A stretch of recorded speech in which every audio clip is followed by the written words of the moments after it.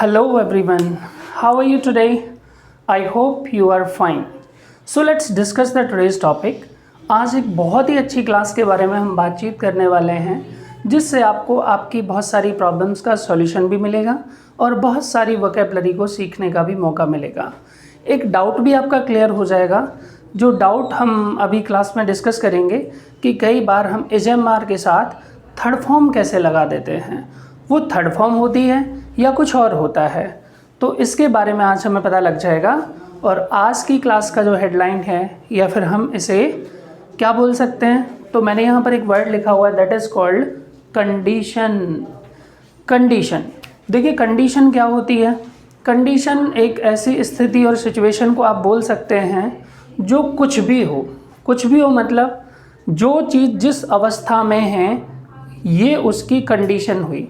अगर कपड़े बिना धुले हैं तो उनकी बिना धुली कंडीशन हुई, अगर वो आयरन हैं तो उनकी ये कंडीशन हुई। जो भी स्थिति में जो चीज़ है वो उसकी क्या हो गई, कंडीशन। इंसानों की भी हो सकती है, जैसे कोई निराश हो सकता है तो आपको पता लग जाएगा ही इज़ सैड। अगर कोई खुश है तो भी आप बता सकते हैं ही इज़ हैप्पी। तो ये हैप्पी क्या है, उसकी कंडीशन को ही हम लोग बोल रहे हैं कि ये बड़ा उदास है, ही इज़ नर्वस। तो जो नर्वसनेस है ये उसकी क्या हुई, कंडीशन। उसे जी बुखार है, उसकी तबीयत ख़राब है, ही इज़ इंडिस्पोज्ड। इंडिस्पोज्ड का मतलब भी तबीयत ख़राब होना होता है। थोड़ी बहुत तबीयत अगर ख़राब हो जाती है ना तो उसे इंग्लिश में आप बोल सकते हैं आई एम बिट इंडिस्पोज्ड टुडे। एक तो आपने इल और सिक ये तो पहले पढ़ ही रखे हैं, बट इंडिस्पोज्ड आज के टाइम पर चलता है। Now we are talking about conditions के बारे में हम बातचीत कर रहे हैं। तो कंडीशन होती क्या हैं इस बारे में थोड़ा सा जान लेते हैं। आज आपको इसके डबल फ़ायदे होने वाले हैं। एक तो आपने जो एक्शन की थर्ड फॉर्म याद की थी वो आपको लर्न हो जाएंगी, और दूसरी बात आपको कंडीशन का भी पता लगेगा। तो जब एक काम को करने से आपको दोहरा फ़ायदा हो तो उसे हम इंग्लिश में ऐसे बताते हैं kill two birds with single stone. ठीक है, तो आज you are going to kill two birds with single stone. आप एक तीर से दो शिकार करने वाले हैं। इंग्लिश में क्या बोलेंगे, to kill two birds with single stone. ठीक है, ये जो स्टोन है ना, इंग्लिश में इसके बहुत सारे यूजेस हैं। आपने तो केवल पत्थर ही पढ़ा होगा, बट इस पत्थर को बहुत अलग अलग तरीके से हम लोग यूज़ करते हैं इंग्लिश में। जैसे आप बता सकते हैं जी मेरा जो घर है ना वो बिल्कुल पास में ही है, यहाँ से नज़दीक ही है। It's a stone throw distance, my house is at stone throw distance. आप इस तरीके से बता सकते हैं। अच्छा, जाना कहाँ है आपको, सर यहीं जाना है, I am to go at stone throw distance, मुझे पास में ही जाना है। तो वहाँ पर भी आप लोग स्टोन का इस्तेमाल करते हैं। एक होता है स्टोन पिकल, जिसको समझाया ना जा सके, पत्थर का अचार, आप उसे ना फेंक सकते ना खा सकते। ऐसे लोग जिन्हें समझा नहीं सकते उनके लिए दूसरा वर्ड है, उन्हें क्या बोलते हैं आप बताइए, क्या बोलते हैं। एक तो कहलाता है डाई हार्ड और दूसरा वर्ड है स्टोन पिकल। तो जो भी आपको अच्छा लगे आप इस्तेमाल कर सकते हैं। But now today we are discussing about condition के बारे में हम बातचीत कर रहे हैं। Every actions third form is a condition, but every condition is not actions third form. ठीक है, हम ऐसे बोल सकते हैं प्रत्येक क्रिया की तीसरी फॉर्म कंडीशन कहलाती है, लेकिन प्रत्येक कंडीशन क्रिया की तीसरी फॉर्म नहीं होती। इसका मतलब कुछ कंडीशन ऐसी हैं जो क्रिया नहीं होती हैं, जैसे हैप्पी, सैड, हॉट, कोल्ड। तो ये कंडीशन तो हैं लेकिन ये क्या नहीं है, क्रिया नहीं है, ये वर्ब नहीं है। लेकिन ये याद रखें कि प्रत्येक क्रिया की तीसरी फॉर्म कंडीशन जरूर होगी। तो कंफ्यूज होने की ज़रूरत नहीं है, बस इतना जान लें कि कंडीशन जो भी होती हैं वो क्रिया की तीसरी फॉर्म भी होती हैं और इसके अलावा भी बहुत सारी कंडीशंस होती हैं। Clear? So now we are discussing about कि कैसे कैसे और बहुत सारी कंडीशंस के बारे में हम कैसे जान सकते हैं। So I am writing some conditions here. आप कैसे बताएंगे, तो कंडीशंस की जब भी बातचीत करेंगे तो हम हमेशा इज़ एम आर से ही करेंगे। किससे करेंगे, इज़ एम आर। वैसे भी हमने इज़ एम आर से बहुत सारी चीज़ें पहले पढ़ी थी, जिनमें आप लोगों ने एक क्लास पढ़ी थी स्पेशली, वो क्लास थी नो एक्शन। क्या नाम था उसका, नो एक्शन। तो नो एक्शन के अंदर भी एक 5th नंबर का जो पार्ट था, 5 चीज़ें आती हैं ना नो एक्शन की कैटेगरी में। 5 चीज़ों में कौन कौन सी हैं? नेम्स, रिलेशन, ऑक्यूपेशन और क्वालिटी और कंडीशन। तो उसका लास्ट पार्ट जो था वो कंडीशन कहलाता है। उसी को आज हम डिटेल से पढ़ने जा रहे हैं, लेकिन इसकी बातचीत किससे होगी? हमेशा इज एम आर से ही आप लोग करने वाले हैं। हमने पढ़ा था कि नो एक्शन का पार्ट होता है और नो एक्शन में हम लोग 5th नंबर पर कंडीशंस को इज एम आर से बातचीत करना हमने पहले ही सीख लिया है। इसी को थोड़ा डिटेल से पढ़ रहे हैं। So let's discuss about the first condition, जिसकी बातचीत किससे करेंगे? Is M R. तो मैंने यहाँ पर लिखा एक वर्ड है दैट इज़ कॉल्ड BROKEN। तो ब्रोकन का मतलब क्या होता है? टूटा हुआ। कोई भी चीज़ अगर टूटी हुई है तो उसे आप क्या बोलेंगे? ब्रोकन बोल सकते हैं। अब ये ब्रोकन किस किस चीज़ के लिए इस्तेमाल होगा तो वो हम डिस्कस कर लेंगे, नो प्रॉब्लम। देखते हैं चलो क्या क्या हो सकता है। ब्रोकन हो सकता है कोई शीशा हो सकता है। जैसे शीशे तो बहुत सारे तरह के होते हैं, अभी हम कौन से शीशे की बात कर रहे हैं? तो होता है खिड़की का शीशा, ठीक है, और उसे बोलते हैं WINDOW, window, PANE, window pane, ठीक है। अगर किसी ने हमारी घर की खिड़की का शीशा तोड़ दिया तो हम इंग्लिश में बोलेंगे somebody has broken my window pane, somebody has broken my window pane। अच्छा, किसने तोड़ा है? Who has broken my window pane, कि जी आपकी घर की खिड़की का शीशा किसने तोड़ा है? Who has broken the window pane। तो विंडो, ये पेन क्या होता है? खिड़की का शीशा होता है। अब शीशे को क्या बोलते हैं आप लोग? ग्लास। लेकिन ग्लास को तो कुछ और भी बोलते हैं। एक ग्लास और होता है जिससे आप पानी वगैरह पीने का काम में लाते हैं, बर्तन होता है मतलब एक ग्लास, आप लोगों ने ऐसा सुना होगा। तो जो ग्लास होता है, ग्लास किसी धातु का नाम होता है, उसे लेड बोलते हैं। ग्लास शीशा होता है तो फिर पानी पीने के लिए कैसे इस्तेमाल कर सकते हैं? अगर वो स्टील का है तो उसके लिए एक वर्ड है इंग्लिश में, उसे बोलते हैं टम्बलर। क्या बोलते हैं? टम्बलर। बाई चांस अगर वो शीशे का है तो आप उससे ग्लास कई बार कह देते हैं, लेकिन स्टील के ग्लास से अगर हम ग्लास कह रहे हैं तो वो तो वैसे भी गलत हुआ, क्योंकि ग्लास के लिए ऑलरेडी इंग्लिश में वर्ड दे रखा है टम्बलर। शीशे का नहीं है वो, स्टील के ग्लास को आप टम्बलर बोलते हैं, और शीशे का अगर ग्लास है तो उसे बाई चांस बोल सकते हैं आप लोग ग्लास। नेक्स्ट इज, अगर ये ग्लास आपने कहीं और देखा है, और कई जगहों पर भी शीशे का इस्तेमाल होता है। जैसे मैम ने चश्मे पहन रखे हैं तो इसके अंदर भी शीशा है। इस शीशे को आप क्या बोलेंगे? ये कहलाता है लेंस। क्या कहलाता है? Lens, LENSE। अब ये जो लेंसेस हैं ये किसी स्पेशल प्रकार के चश्मे में ही लगते हैं, हर चश्मे में लेंस नहीं लगता, ठीक है। तो वो चश्मा कौन सा कहलाता है जिसमें लगते हैं? वो कहलाते हैं स्पेक्स, SPECTS। वैसे तो इन्हें स्पेक्टिकल्स बोलते हैं, बट हम इसे स्पेक्स भी बोल सकते हैं। अभी चश्मे भी कई प्रकार के होते हैं, तो हम थोड़ा डिटेल से जानेंगे ताकि हमें वोकेबलरी और ज़्यादा से ज़्यादा शब्दों के बारे में पता लगे, ठीक है। तो स्प्लाइटिंग का मतलब होता है बाल की खाल निकालना। तो स्प्लाइटिंग, SPLITING, स्प्लाइटिंग का मतलब बाल की खाल निकालना। तो आज हम वही करने वाले हैं ताकि हमें ज़्यादा से ज़्यादा शब्दों के बारे में पता लगे, ठीक है। तो मैंने यहाँ पर लिखा स्पेक्स, और स्पेक्स का मतलब होता है नज़र के चश्मे, लेकिन चश्मे तो कई तरह के होते हैं और ग्लास भी कई जगहों पर इस्तेमाल होता है।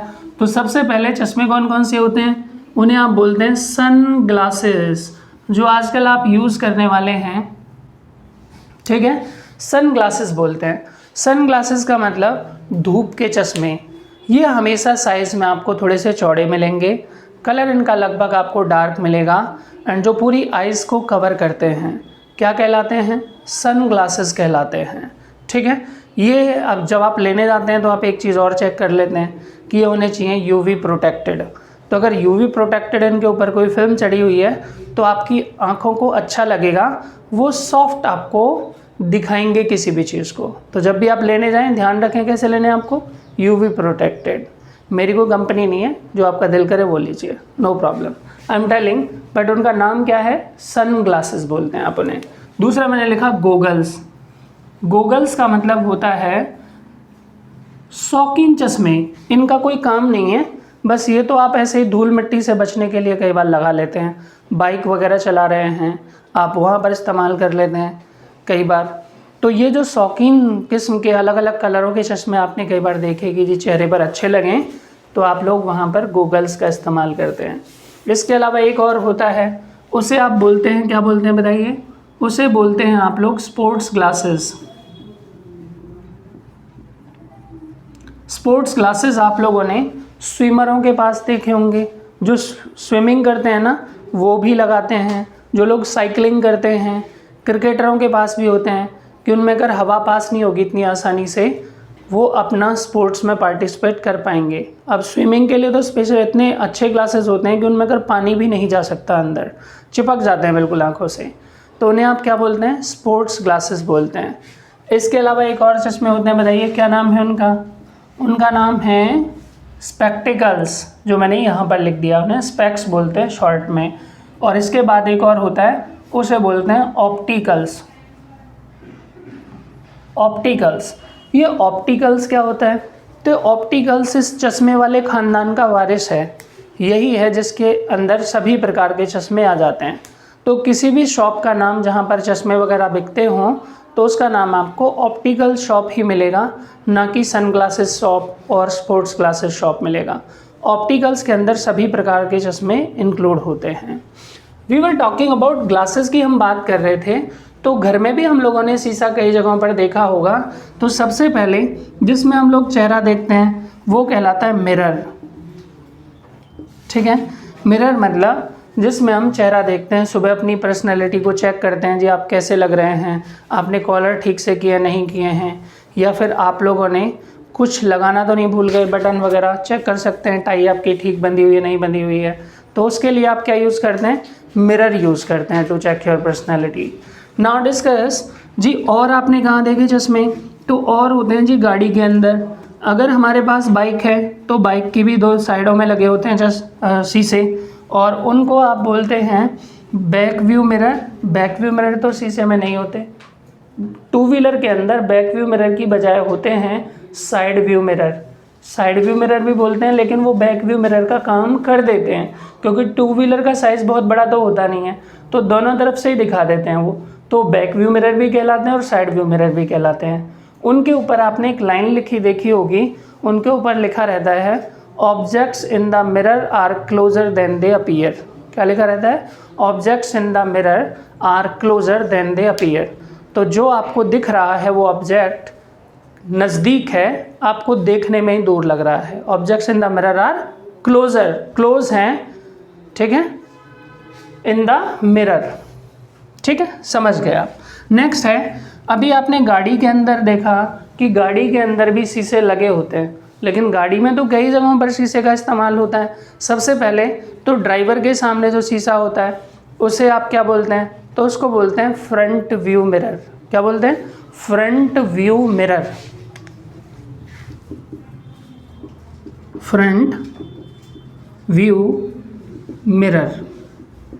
इसके बाद आपने देखा होगा कि जी एक पीछे भी लगा रहता है, जैसे फ्रंट व्यू मिरर होता है ऐसे पीछे होता है, जहाँ पर चिड़ियाघर बना करके रखते हैं लोग, खरगोश बैठे रहते हैं कई बार उसमें, टाइगर बैठे रहते हैं पीछे वाले हिस्से में, तो उसे हम बोलते हैं rear glass. REAR, rear glass बोलते हैं उस पीछे वाले को। और कहाँ लगे रहते हैं? तो गाड़ी में जो साइड वाले शीशे हैं उन्हें साइड व्यू मिरर बोलते हैं।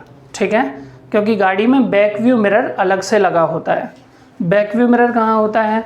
तो ड्राइवर के ऊपर आपने देखा होगा कई बार एक छोटा सा शीशा लगा रहता है, ठीक है, तो उसे हम बोलते हैं बैक व्यू मिरर। वो पीछे वाली गाड़ियों को दिखाता है गाड़ी के अंदर से, और साइडों में जो लगे रहते हैं वो साइड व्यू मिरर। अभी कौन सा शीशा रह गया गाड़ी के अंदर?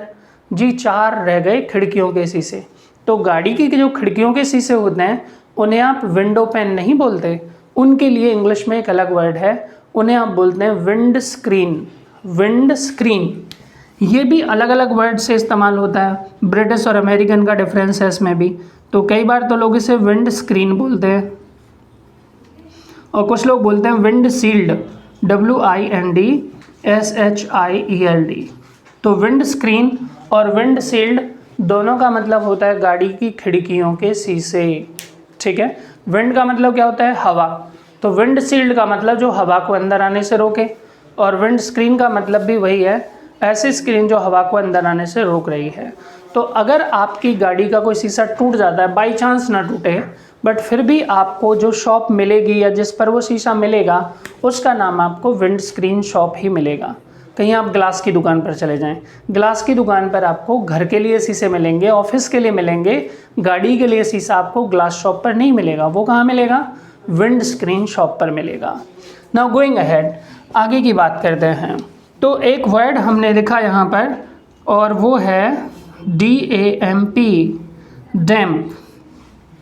डैम्प का मतलब होता है सीलन। और ये सीलन कैसी होती है? सीलन का मतलब आप उसे केवल दूर से देख सकते हैं, जब महसूस कर सकते हैं कि इसमें सीलन आ रखी है। जब आप उसे टच करेंगे तो आपको सूखा हुआ ही दिखेगा वो, ठीक है, लेकिन आप देख करके बता सकते हैं कि इस दीवार के अंदर सीलन आ रखी है। तो सीलन को आप इंग्लिश में बोलते हैं डैम्प। कैसे बताएंगे कि दीवार में सीलन आ रखी है? The wall has damp in it, a wall has damp in it. एक और होता है चिपिन। चिपिन का मतलब होता है चटक जाना, चिपिन, ठीक है। चिपिन का मतलब होता है जैसे कप वगैरह चटक जाते हैं, द कप है चिप इन इट का मतलब होता है जी कप जो है वो थोड़ा सा चटक गया है, किनारे से चटक गया है, प्लेट चटक गई है, तो आप उसे चिपिन बताते हैं। बट हम बातचीत कर रहे थे यहाँ पर किसके बारे में? डैम्प। तो डैम्प का मतलब होता है सीलन। एक होता है गीला, तो उस गीले के लिए वर्ड है इंग्लिश में WET, वेट।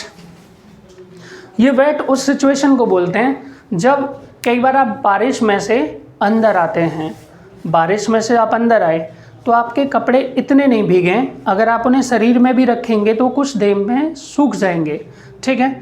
आप भीग तो गए हैं लेकिन घर वालों ने कह दिया अंदर आ जाओ।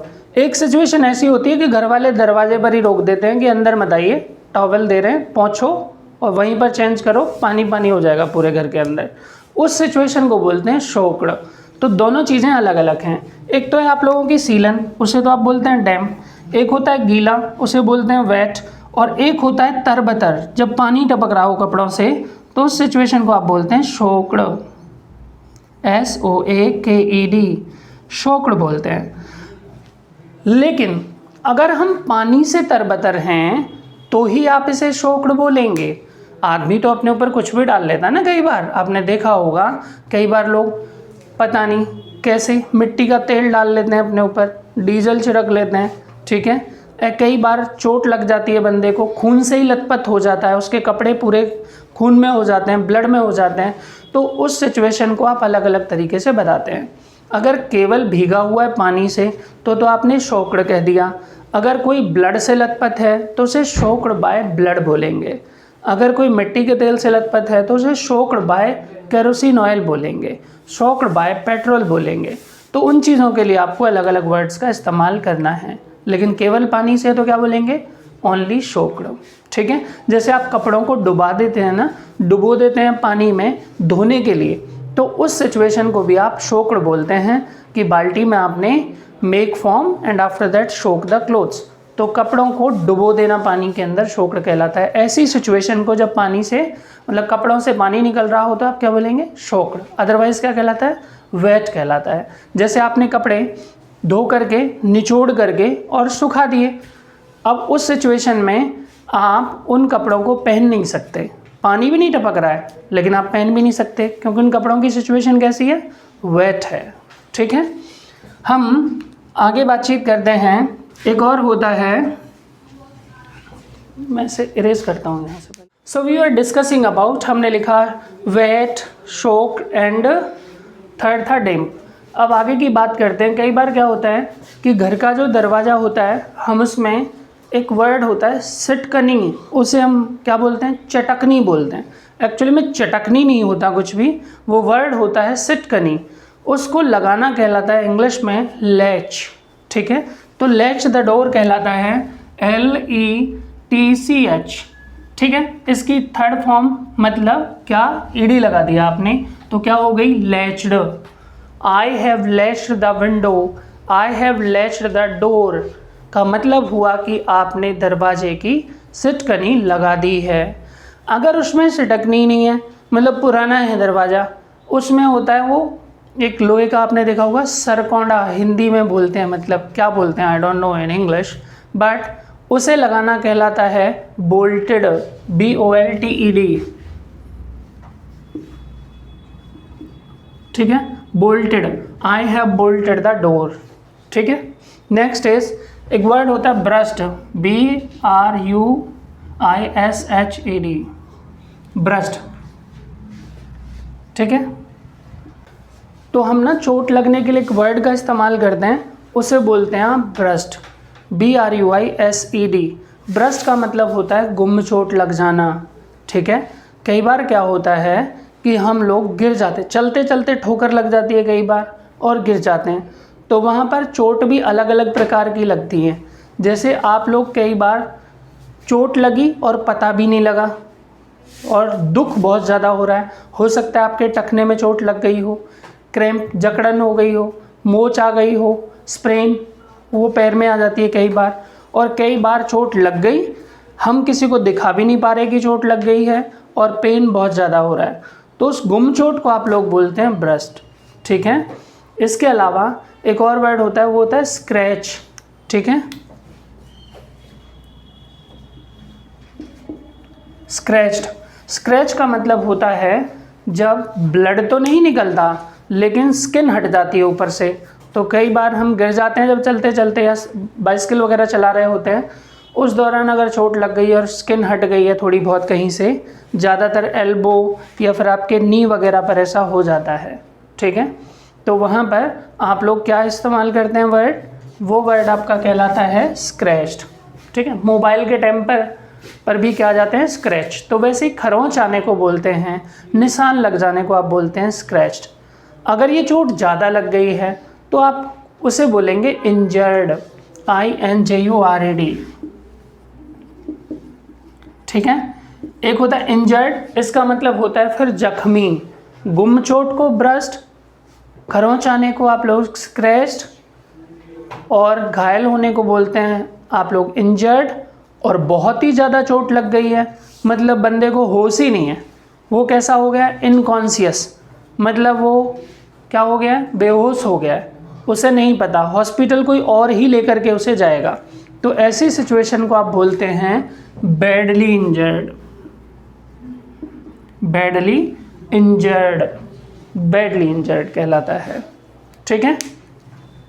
मैंने एक पेपर लिया, आप मुझे कोई एक पेपर दिखाएं, गिव मी, दे दो कोई, कहीं से भी निकाल दीजिए,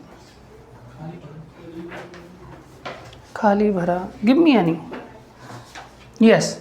देखिए जब आप कोई चिट्ठी वगैरह लिखते हैं, हालांकि आजकल तो कोई चलन ऐसा रहा नहीं है, सभी के लिए अब एक ही डाक आ गई है WhatsApp, but I am telling पहले हम लोग पोस्टल कार्ड पर चिट्ठी वगैरह लिखा करते थे, किसी का भाई फौज में या बाहर कहीं पर जॉब करता है उसके लिए, तो हम लोग जब उस पेपर को मोड़ते थे तो उस पर हिंदी में भी लिखा होता था पहला मोड़, फिर ऐसे लिखा होता था दूसरा मोड़, ठीक है।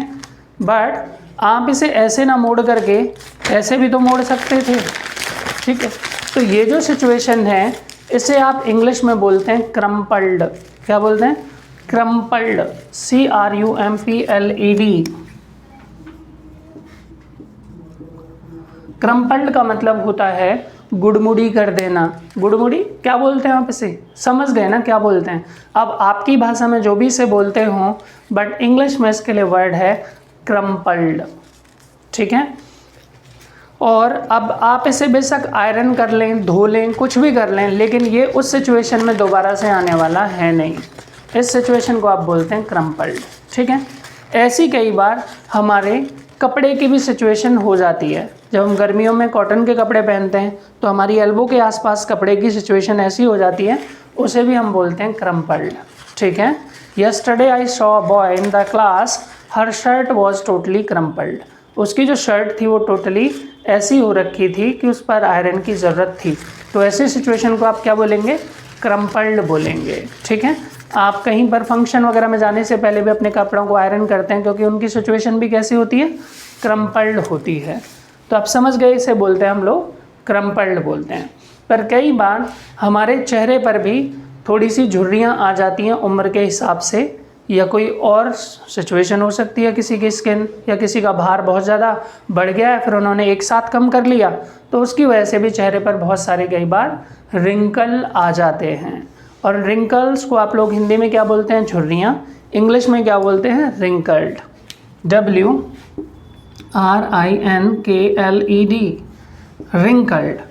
ठीक है, रिंकल्ड का मतलब होता है चेहरे पर झुर्रियाँ आना। एक एज के बाद ये स्टार्ट हो जाता है और सोचने की ज़रूरत नहीं है, सभी के साथ ये होना ही होना है। So need not to laugh.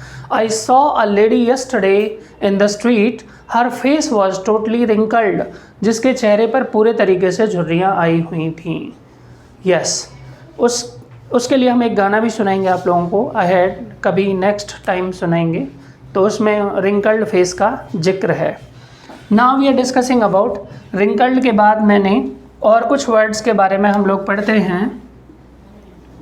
अच्छा, अगर आपके साइकिल की कोई हवा निकाल दे तो आप किस तरीके से बताते हैं कि जी किसी ने मेरी साइकिल की हवा निकाल दी? तो जब उसमें हवा भरी होती है तब तो कोई सिचुएशन आप बताते नहीं हैं क्योंकि वो तो फिट है, लेकिन अगर निकल जाती है तो उसकी दो सिचुएशन हैं। जब टोटल हवा निकल गई है तो टायर आपका हो जाता है फ्लैट। कैसा हो जाता है? फ्लैट। लेकिन उस हवा निकालने की सिचुएशन को आप क्या बोलते हैं? तो उसे बोलते हैं डिफ्लेटेड।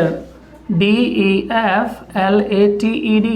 डिफ्लेटेड का मतलब होता है प्रेशर कम कर देना, हवा निकाल देना, उसे आप डिफ्लेट बोलते हैं। तो पता नहीं किसने निकाल दी। Somebody has deflated my bike, somebody has deflated my bicycle, my car tire। इस तरीके से आप लोग बताएंगे। ठीक है, वैसे तो टायर की सिचुएशन को देखते ही आप बता सकते हैं ना कि ये टायर घिसा हुआ है या अभी तो बहुत चल जाएगा। ठीक है, तो कई बार टायर पर जब बिल्कुल रबड़ नहीं होती है ना, या फिर हवा भी नहीं है उसमें, तो आप बता सकते हैं जी टोटली फ्लैट, बिल्कुल फ्लैट हो रखा है टायर। ठीक है, अब उसमें कई बार हवा भर देते हैं आप, तो उस हवा भरने को आप क्या बोलते हैं? इनफ्लैट। INFLATE। इनफ्लैट का मतलब होता है हवा भरना और डिफ्लैट का मतलब होता है हवा निकालना। ठीक है, बलून में हवा भरना भी इनफ्लैट कहलाएगा। Please inflate the balloon. बच्चे कई बार आपसे बोल सकते हैं कि जिसमें बलून में हवा भर दो मेरे में, so please inflate the balloon. Cycle में हवा भरना, please inflate the bicycle. Clear है? इसके बाद एक और वर्ड है, हम लोग अक्सर उसे हिंदी में था, पता नहीं इंग्लिश में था, बट उसे गलती उच्चारण करते आ रहे थे, और वो वर्ड था पंचर्ड। PUNCTURED। इसे हम हिंदी में बोलते आ रहे थे पिंचर, और पिंचर के बहुत सारे मीनिंग हिंदी में होते हैं। ठीक है, पता नहीं हिंदी में, लेकिन उसे ट्यूब बोलते हैं इंग्लिश में, जिसे हिंदी में बोलते हैं पिंचर। ठीक है, पिंचर कुछ नहीं होता, एक्चुअली में ट्यूब ही होती है।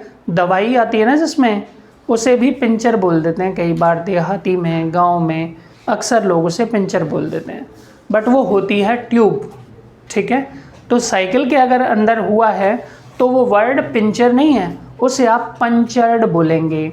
ठीक है, my bike got punctured on the way to Ballabhgarh. ठीक है, her bike got punctured on the way to Hodal, Delhi, whatever, जो भी आप चाहो बता सकते हो। नेक्स्ट है, इसके बाद एक और होता है, अगर मैं आपसे पूछूं कि जी आपकी बाइक की चाबी कहाँ है, आपके घर की चाबी कहाँ है, तो उसके लिए आप क्या वर्ड इस्तेमाल करते हैं? बताइए, क्या बोलेंगे?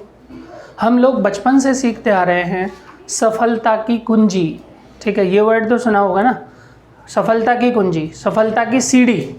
ठीक है, तो इंग्लिश में हमने सुना hard work is key to success. Hard work is key to success. ठीक है, मतलब मेहनत ही सफलता की कुंजी है, और कोई दूसरा वर्ड मैंने सुना नहीं है अभी तक। ठीक है, तो मेहनत ही सफलता की कुंजी है। अगर आप कुछ भी करना चाहते हैं तो उसके लिए आपको क्या करना पड़ेगा? मेहनत करनी पड़ेगी। इसके अलावा और कोई दूसरा शॉर्टकट है नहीं। तो hard work is key to success. तो अगर आप इंग्लिश को भी सीखना चाहते हैं तो आपको क्या करना पड़ेगा, हार्ड वर्क करना पड़ेगा, काम को समय पर पूरा करना पड़ेगा। You are not to linger on the work, you are not to put off the work, complete the work on time, you have to complete the work on time. तो ये सब आपको करना पड़ेगा अगर आप सीखना चाहते हैं तो थोड़ी मेहनत तो लगेगी। Now we are talking ahead, हम बातचीत कर रहे थे hard work is key to success. तो ये जो कीवर्ड है ये हमेशा टू प्रपोजिशन के साथ ही आता है। इससे पहले जो लाइन हमने पूछी थी उसमें था कि जी आपके घर की चाबी कहाँ है। So where is the key to home, where is the key to house, where is the key to home या where is the key to house. आपके बाइक की चाबी कहाँ है, where is key to bike, ठीक है, where is key to bike. Hard work is key to success, clear है, hard work is key to success. And your practice is key to spoken English. आपकी जो practice है, आपका जो बोलना है, यही है कुंजी इंग्लिश बोलने की। तो जितना हो सकता है उतना ज़्यादा से ज़्यादा आप लोग इंग्लिश में एक दूसरे से बातचीत करने की प्रैक्टिस करें, आइडियाज़ लाएं, क्वेश्चन पूछें, आंसर दें, ज़्यादा से ज़्यादा जितना हो सकता है इंग्लिश में बातचीत करने की कोशिश करें। नेक्स्ट इज़, हमने आगे एक वर्ड और लिखा hard work is key to success के अलावा, यस, होता है लीड टू। लीड टू, अगर मैं आपसे पूछता हूँ कि जी रास्ता कहाँ जाता है तो आप कैसे जवाब देंगे। तो मैंने यहाँ तो पहले ही लिख दिया ना, आपको लीड टू से क्लियर हो गया होगा। लीड का मतलब होता है मार्गदर्शन करना। जैसे लीड से ही वर्ड बना है लीडर, लीडरशिप, ठीक है, लीड से ही बने हैं वर्ड, लीडर और लीडरशिप। इसी से हमने बना दिया लीड टू।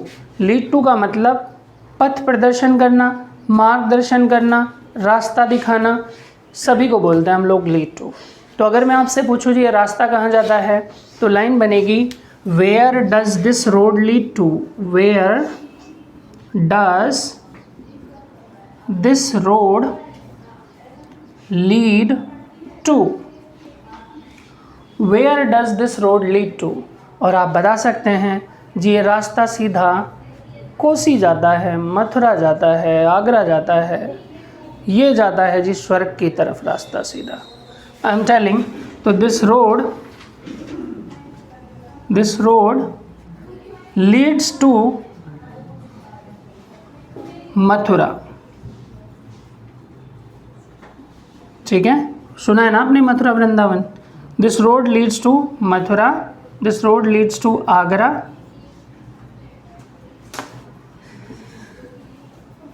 या फिर दिल्ली, ठीक है।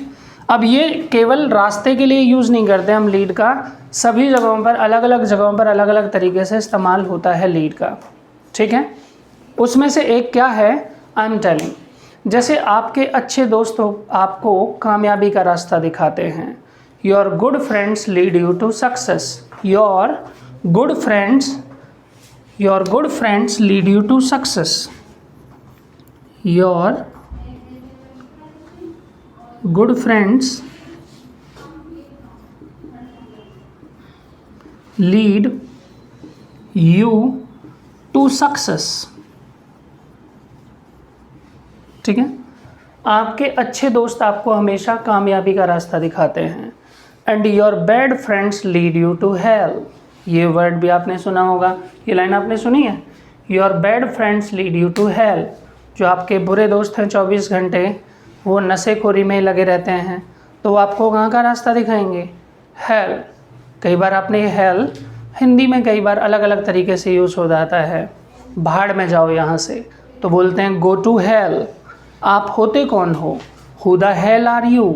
हालांकि ये आपको ज़रूरत नहीं है कभी किसी से ऐसा बोलने की, ठीक है, बट फिर भी हमसे ही कोई बोल दे तो हमारी समझ में आना चाहिए कि सामने वाला कह क्या रहा है। तो क्या क्या मीनिंग है आप लिख लीजिए, सारी लाइनें जो भी हैं आप बोल सकते हैं। Go to hell and who the hell are you, आप होते कौन हैं, ठीक है। What the hell is this, ये हो क्या रखा है, पूरा ख़राब कर दिया आपने कोई भी चीज़ और सामने वाला आकर के बोल रहा है what the hell is this, ठीक है। तो इस तरीके से भी आप यूज़ करते हैं। नेक्स्ट इज हम बातचीत कर रहे हैं lead to. Your practice and hard work lead you to good spoken English, ठीक है। आपकी प्रैक्टिस और आपकी मेहनत जो है वो आपको इंग्लिश सिखाएगी, उसी का मार्गदर्शन करेगी। इस तरीके से भी आप बता सकते हैं। एंड एक और चीज़ होती है that is called new to. New to का मतलब होता है जब आप कहीं पर नए नए होते हैं। जी मैं अभी इस शहर में नया नया हूँ, I am new to this city, ठीक है। आपने किसी से पूछा कि जी आपको पता है मीनार गेट किधर है, और सामने वाला कह रहा है जी मुझे नहीं पता, I am new to here, I am new to this city, ठीक है। मैंने भी उससे पूछा कि क्या आप इतना भी नहीं जानते, इतने नए हो क्या? वो कह रहा है जी कुछ भी तो नहीं मालूम। कैसे पूछूंगा मैं उससे, are you new to here, are you new to here, क्या आप यहाँ पर नए नए हो क्या? और वो कह रहा है जी yes I am new to here, मैं यहाँ पर नया नया हूँ अभी। क्लियर? जैसे आपने कोई फ़ोन ख़रीदा तो आप उसके फीचर्स को ज़्यादा छेड़ते नहीं हैं। क्यों नहीं छेड़ते? Because the phone is new to you, क्योंकि वो फ़ोन आपके लिए अभी नया नया है और कुछ दिनों बाद ही आपको उसके सारे फीचर्स के बारे में पता लग जाएगा। बट स्टार्टिंग में वो नया है तो आप बताते हैं it is new to me, ठीक है। This company is new to me, this school is new to me, I am new to this school. इस तरीके से भी आप लोग बोल सकते हैं। आज के लिए बस आप इतना ही कर लीजिए। इसी तरह की इंफॉर्मेटिव वीडियोस के लिए बने रहिए हमारे साथ। Thank you, thanks for watching, keep smiling.